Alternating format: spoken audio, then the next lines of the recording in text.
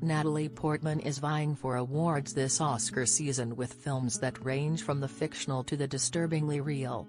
Critics are praising her performance as a music icon in Vox Lux, out next month, but her other awards contender comes from the realm of nonfiction, the bracing documentary Eating Animals. She produced and narrated the film that explores the ethical and environmental dimensions of raising animals for slaughter on an industrial scale. It's about the world of factory farming and what has happened to our system of creating food, because it's been put into this capitalist, corporate kind of frame, Portman explains. I think it's really upsetting when you see the impact on human health, from so many different aspects, the environmental aspect, to the consumption of the product. The film, directed by Christopher Quinn, is now available on iTunes, after a theatrical release over the summer. It's based on the book by Jonathan Safran Foer. Reading the book really had a big impact on me, Portman tells Deadline. I'd been vegetarian for a long time, so obviously I had a lot of care for animals, but I don't think I ever realized the extent of the mistreatment, the extent of the environmental degradation because of factory farming. In one example of that environmental degradation, the film shows massive hog operations in North Carolina, where pigs are confined in large metal buildings. Their waste collects in lagoons, and the fecal marinade, as Rick Dove of Waterkeeper Alliance puts it colorfully, is then sprayed over fields.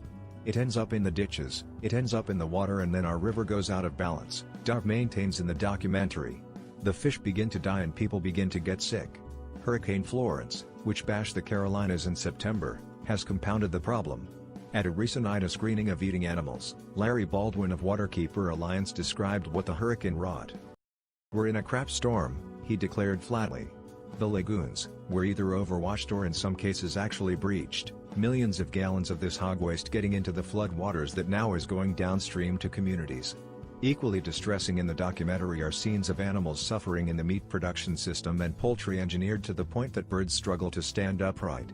Today's meat birds have been bred with mutant obese genes to grow faster and fatter than ever imaginable before, Portman narrates in the film, so much faster and fatter that if a human baby had her growth similarly accelerated, a 2-month-old would weigh more than 600 pounds.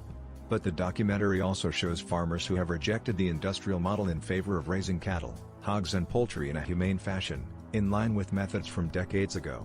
Frank Reese, a Kansas farmer, raises turkeys and chickens with an actual concern for their quality of life. "This is poultry farming 50 years ago," he says in the film. "Everything I'm doing here is nothing new. In fact, this is very, very old."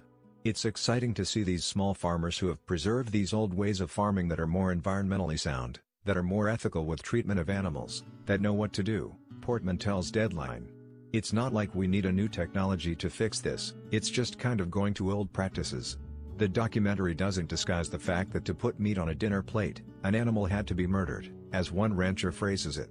And yet the film is not about shaming meat eaters, Portman insists. There was a conscious decision not to be telling people what to do or making people feel bad about what they do, she told the audience at the IDA screening. She added that polarizing debates over the proper diet get in the way of solutions. A big part of the problem is the identity politics of labeling yourself as a certain type of eater, I'm a vegan, or I'm a vegetarian, I'm an omnivore.